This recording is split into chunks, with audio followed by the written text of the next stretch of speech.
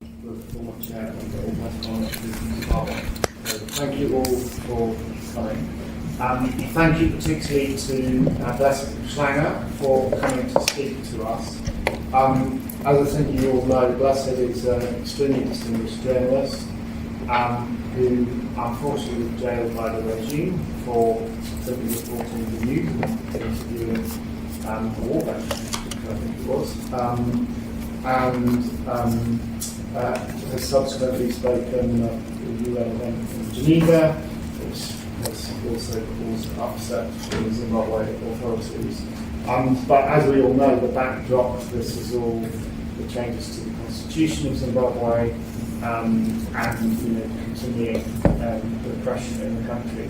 So I'm not going to really say any more because we'd like to hear firsthand. So I'm going to hand over directly to Blessed. And I understand some people may have to leave at a certain point, so they won't be leaving because they're affected by something that Blessed said. This is the parliamentary business. Blessed, over to you. Thank you very much for having me, Lord, and thank you very much for this opportunity. I will just start by talking about people like Godfrey Kalembe, arrested, kept in pre-trial detention for 8 months, acquitted at the close of the state case after 8 months in prison. Takunda Muka, Emmanuel Sitima,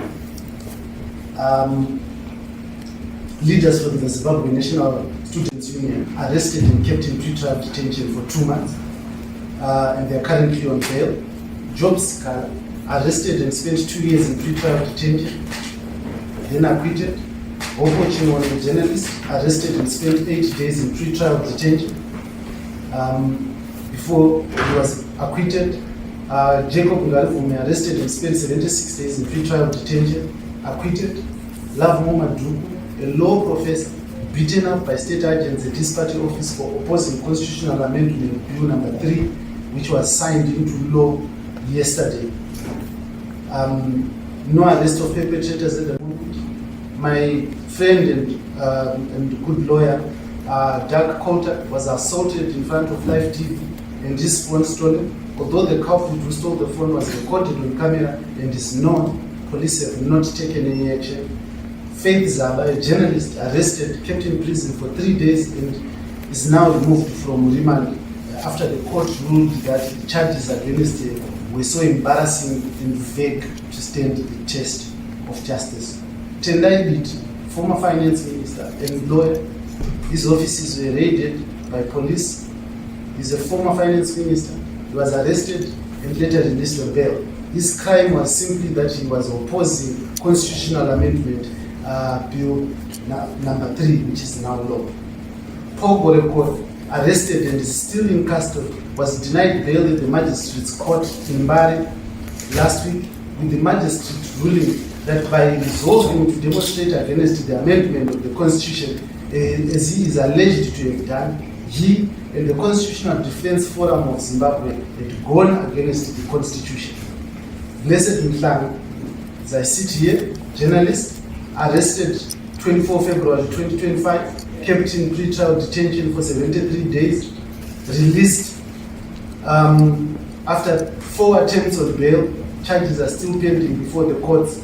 All these things have happened in the past 3 years. My lords and baroness, these are stories of real people, human rights defenders, journalists and fellow Zimbabweans who have been subjected to pain, harassment and the violation of their fundamental human rights, which are protected by the Constitution under the Bill of Rights.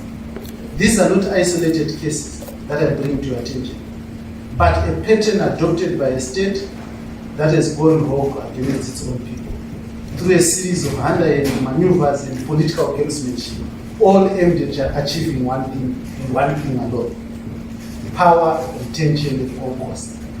This is being achieved by what I choose to call lawfare, war by law, as evidenced by the examples I've given above.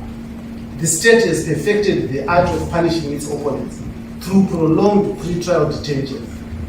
all the state ever needs to do now is to arrest anyone perceived to be an opponent of the government on any allegation they choose. The courts will deny bail and keep the said accused in remand prison for as long as the state can take it. The effect of this is prisons have now become the punishment of choice for the state. The message from the state is clear: disagree and be jailed for no crime. After a month, a year, or two, the courts will declare that no crime was committed. Like what happened to me, you'll be released from prison, but the truth of the matter is you would have served a prison sentence. I served an effective 3 months pre-trials prison sentence, missing my law school examinations, lost financial earnings, my freedom, and my time with my family. There will never be compensation for the pain that was caused on me. I suffered in the hands of a cruel state. Now, we must understand where we draw the fault. Our constitution is clear on the rights of accused persons. Section 49 of the Constitution, subsection 1, reads, and I quote, "Every person has the right to personal liberty, which includes the right not to be detained without trial." Section 50 of the Constitution, subsection D, goes further to reinforce this principle by stating that an accused person must be released unconditionally or on reasonable conditions pending a charge or a trial, unless there are compelling reasons justifying their continued detention. And as if this is not enough, the Constitution goes on section 70, subsection 1, subsection A, to state that accused persons have the right to be presumed innocent until proven guilty.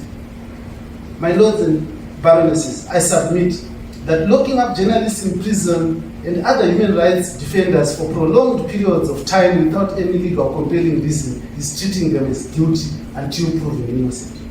The capture and abuse of the Constitution, itself the giver of life to the judiciary and state which now crushes the ordinary people under the guise of the law, is in my view a form of war by law, in short, lawfare. This must be frowned upon by any right-thinking state. The excuse has been, we are a law-abiding country which follows its law. But I posit that it's not just about the law, because as we know it was law in apartheid South Africa. The great Nelson Mandela was jailed after having appeared before a court of law and found guilty. There is a principle at law which says, lex innocia non ex lex. An unjust law is no law at all. The use of prisons, police and courts as tools of repression are acts meant to silence critics of government, investigative journalism, while perpetuating corruption and power retention at all costs. The above combination has pulverized and decimated the few constitutional democracy and human rights and freedom of speech gained in Zimbabwe since the 2013 constitution became law in my beloved Zimbabwe. The glimmer of hope that we all had, including myself and indeed the world, on Zimbabwe at the fall of late President Robert Mugabe through the 2017 military coup has all faded into the sun. For our great nation has receded into a pariah state, run by a corrupt mafia state which acts brazenly and without conscience or a fear of consequence. The fact that the world has turned its back on Zimbabwe owing to the fall of Mugabe has allowed oppression and repression to fester without restraint.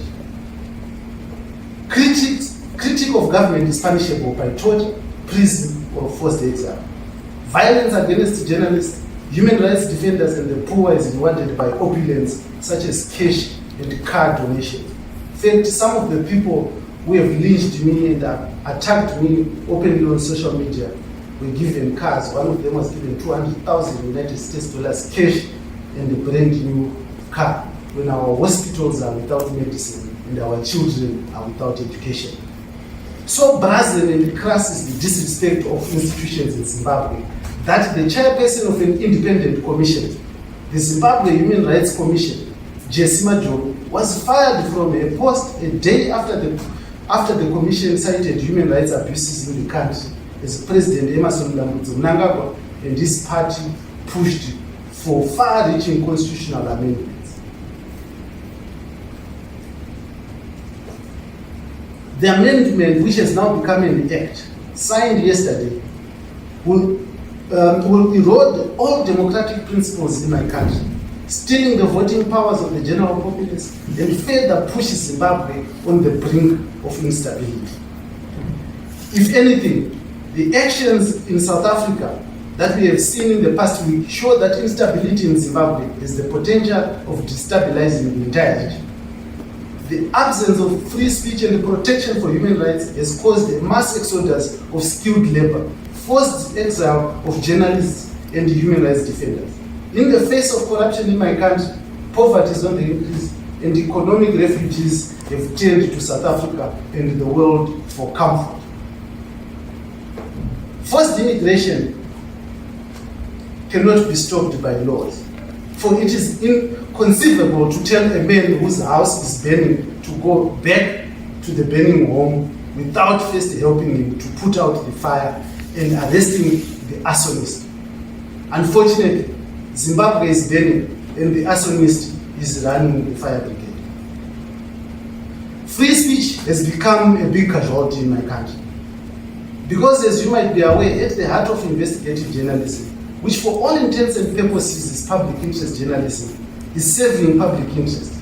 Journalism is not just storytelling, it's about giving a voice to the voiceless, speaking truth to power, and ensuring those in public office are held accountable and there is transparency in governance.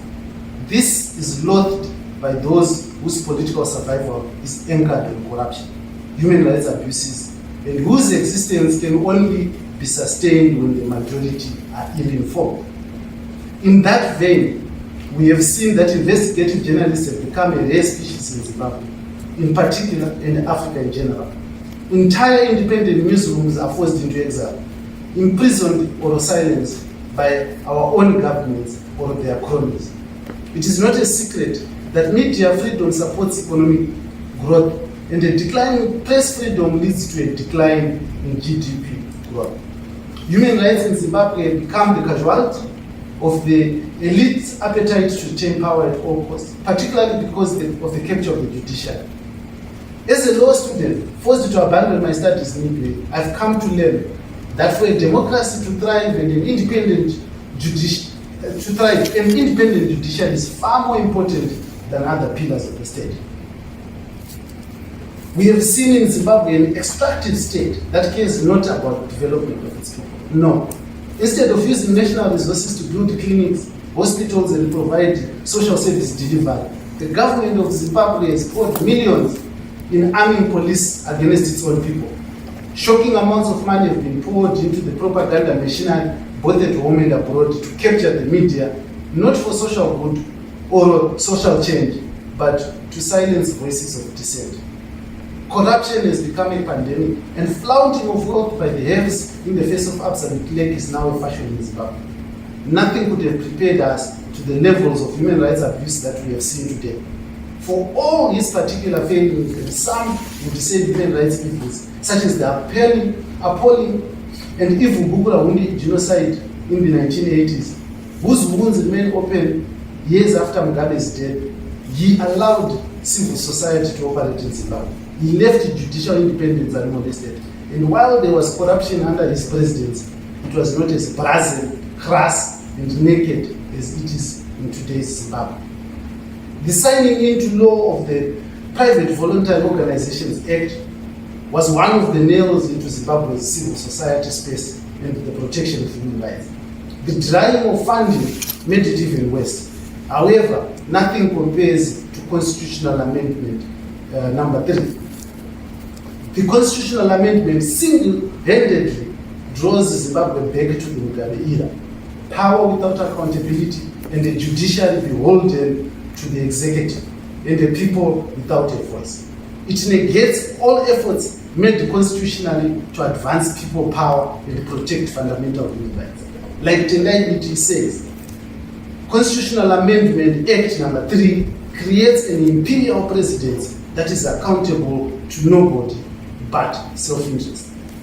Zimbabwe has not remained silent about this. But facing a government which has a monopoly in the use of legitimate violence, their voices alone are not enough. We need your help.